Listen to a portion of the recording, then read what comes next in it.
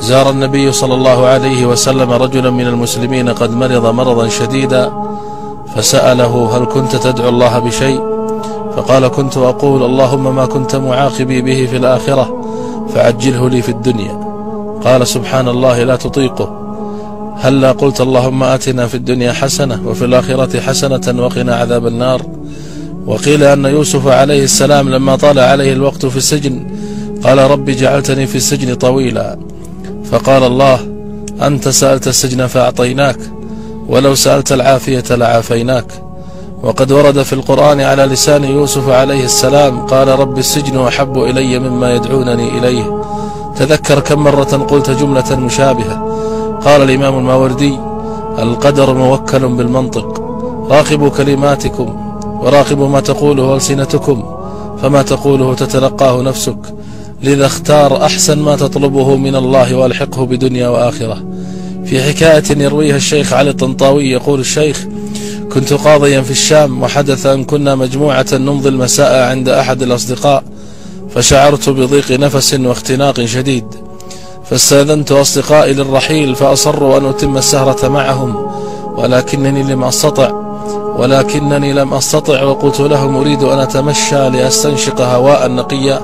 خرجت منهم مشيا وحدي في الظلام، وبينما أنا كذلك إذ سمعت نحيبا وابتهالا آت من خلف تلة، نظرت فوجدت امرأة يبدو عليها مظهر البؤس، كانت تبكي بحرقة وتدعو الله. اقتربت منها وقلت لها: ما الذي يبكيك يا أختي؟ قالت: إن زوجي رجل قاس وظالم، طردني من البيت وأخذ أبنائي وأقسم أن لا أراهم يوما، وأنا ليس لي أحد ولا مكان أذهب له. فقلت لها: ولماذا لا ترفعين أمرك للقاضي؟ بكت كثيرا وقالت: كيف لامرأة مثلي أن تصل للقاضي؟ يكمل الشيخ وهو يبكي يقول: المرأة تقول هذا وهي لا تعلم أن الله قد جر القاضي يقصد نفسه من رقبته ليحضره إليها. سبحان الله، من أمره بالخروج في ظلمة الليل ليقف أمامها بقدميه ويسألها هو بنفسه عن حاجتها. أي دعاء دعته تلك المرأة المسكينة ليستجاب لها بهذه السرعة وبهذه الطريقة. فيا من تشعر بالبؤس وتظن أن الدنيا قد أظلمت، فقط ارفع يديك للسماء ولا تقل كيف ستحل، أفتضيق بعد هذا؟ بل تضرع لمن يسمع دبيب النملة. كونوا على يقين أن هناك شيئا ينتظركم بعد الصبر. إن الله لا يبتليك بشيء إلا وبه خير لك، حتى وإن ظننت العكس، فارح قلبك.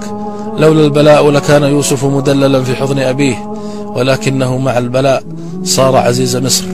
أفيضيق صدرك بعد هذا؟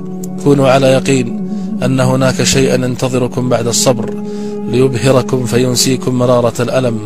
يا رب، من فتح رسالتي هذه وسمعها افتح عليه بركات رزق السماء، رزقا من السماء والأرض، ومن نشرها بين العباد فأدخله جنتك بغير حساب ولا سابقة ولا عذاب، وفرج يا رب همومه.